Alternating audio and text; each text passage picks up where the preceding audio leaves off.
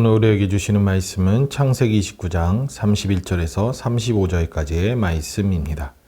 여호와께서 레아가 사랑받지 못함을 보시고 그의 태를 여셨으나 라헬은 자녀가 없었더라.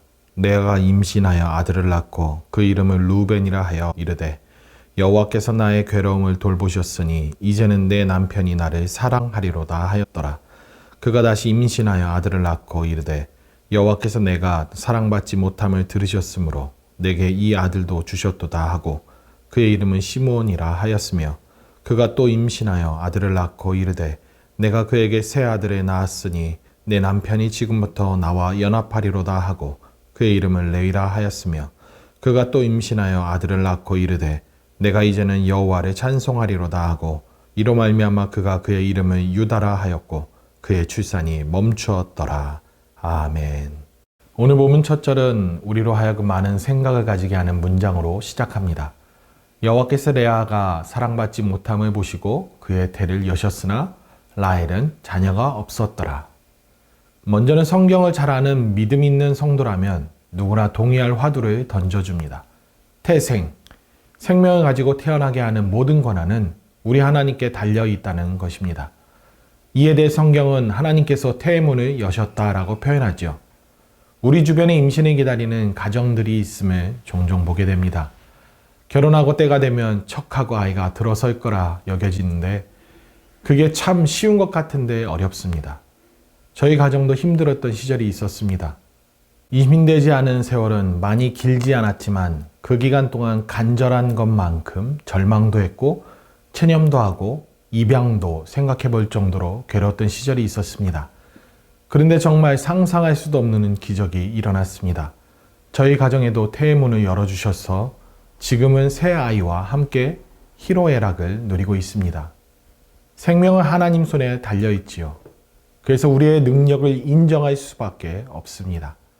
그러나 오늘 첫 절에서 말씀하시는 것처럼 참 기구한 인생의 고충을 우리 하나님이 헤아리시고 은혜를 베푸신다는 것이지요. 이 말씀이 잉태를 기다리는 가정에게 소망이 되어주는 말씀이기를 바랍니다. 또한 있던 소망마저 온데간데 없이 사그러져 있는 그 불씨가 다시금 활활 타올라 다시금 견딜 수 있게 만드는 큰 힘이 되는 말씀이 되기를 바랍니다. 하나님께서 여러분의 상황을 보고 계십니다. 여러분의 마음 깊이 묻어놓은 그 아픔까지 살피시고 관심을 갖고 계신다는 거죠. 다시 힘내시고 견디실 수 있기를 바랍니다.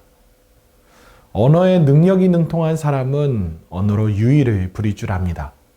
의미 전달을 넘어 멋들어지게 언어를 자유자재로 구사하기까지 하지요. 오늘 본문에서도 그 흔적을 찾아볼 수 있습니다.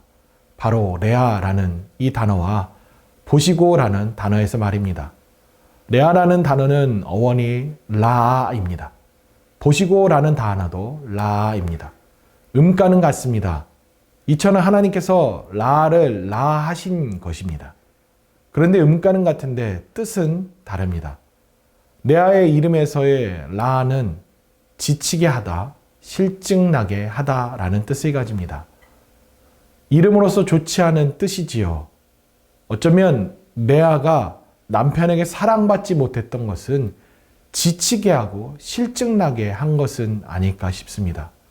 그래서 그럴까요? 야곱은 레아보다 라헬을 눈여겨봤습니다. 사실 야곱도 인생이 기구하지요. 삼촌 라반의 집에서 터전을 잡고 야곱이 라반의 집에서 7년 동안 고생하는 대가로 둘째 딸 라헬과 결혼하기를 약속받았습니다. 그런데 삼촌 라반은 가문의 법도를 운운하며 사기를 칩니다. 이에 야곱은 집요하게 7년을 더 일을 하고 끝내 라헬과 결혼을 맺습니다. 이런 분위기에 자매가 한 남편을 두고 살아간 겁니다. 현대의 정서로는 결코 그려지지도 않고 이해도 안 되는 광경이죠. 그런데 언니 레아는 남편이 동생 라헬을 더 사랑하는 그것을 모르는 것도 아니었습니다. 라헬을 위해 7년 동안 더 일하는 남편을 바라보는 레아의 심정. 그것은 검게 타다 못해 숫이 되었을 것입니다. 증오를 받고 미움을 받았던 레아를 우리 하나님께서는 돌아보신 것입니다. 그러고 동생보다 먼저 태문을 열어주시는 은혜를 베푸신 것이지요. 첫째를 임신하고 출산을 했는데 그것도 아들이었습니다. 출산한 레아는 어떤 심정이었겠습니까? 그래서 레아는 첫째 아이 이름을 르벤이라고 짓습니다. 보시오, 아들이오 라고 이름을 짓습니다. 그러면서 고백합니다. 여호와께서 나의 괴로움을 보셨다. 레아의 고백에서는 우리가 레아가 얼마나 기뻐했고 감격스러워했는지를 읽어볼 수 있습니다. 그러나 그게 다가 아니었습니다. 덧붙여 말하기를 이제는 내 남편이 나를 사랑하리로다. 이 한 맺힌 여인의 절규어린 희망을 엿볼 수 있는 말입니다. 그녀는 또 임신합니다. 둘째도 아들입니다. 이름은 시므온, 들으셨다라는 뜻을 가집니다. 33절에 있듯이 여호와께서 내가 사랑받지 못함을 들으시고 아들을 주셨다는 의미에서 지은 이름입니다. 그런 이 고백에 씁쓸함을 금하지 않을 수가 없습니다. 왜냐하면 아들을 낳았는데도 미움과 증오는 여전했다는 것이죠. 레아는 또 임신합니다. 그 이름은 레위, 뜻은 연합되다라는 뜻입니다. 새 아들을 낳았으니 지금부터 남편이 나와 연합하지 않겠는가라는 포부를 담은 이름입니다. 역시 멸시와 천대의 삶은 여전했던 것으로 보입니다. 레아의 인생을 들여다보는 우리의 마음도 함께 아프고 쓰라리기까지 합니다. 그런데 또 임신합니다. 넷째를 출산하는 이 시점에서 저는 이해가 안 됐고 오히려 화가 나기까지 했습니다. 야곱이란 인간이 정말 밉고 짜증났습니다. 왜 멸시와 천대를 가하면서 줄곧 레아를 찾아 동침하였느냐라는 것입니다. 그래서 저는 야곱이 정말 파렴치한 인물로 여겨졌습니다. 넷째도 역시 아들이었고 이름은 유다, 즉 인정하다, 찬양하다, 감사하다라는 뜻을 갖는 이름입니다. 여기서 저는 놀랐습니다. 어떻게 레아의 고백이 이렇게 바뀌지? 레아는 출산하면서 이렇게 고백합니다. 내가 이제는 여호와를 찬송하리로다. 여기서 우린 곰곰이 생각해 봐야 합니다. 레아가 어째서 넷째 아들 유다를 낳으면서 심경이 이리 바뀌었을까를 말입니다. 사실 레아가 첫째부터 셋째까지 출산하면서 한 말들을 보면 그 안에 한이 서린 자기의 감정과 남편의 관심과 사랑을 바라는 집요함밖에 없음을 우리는 보게 되지요.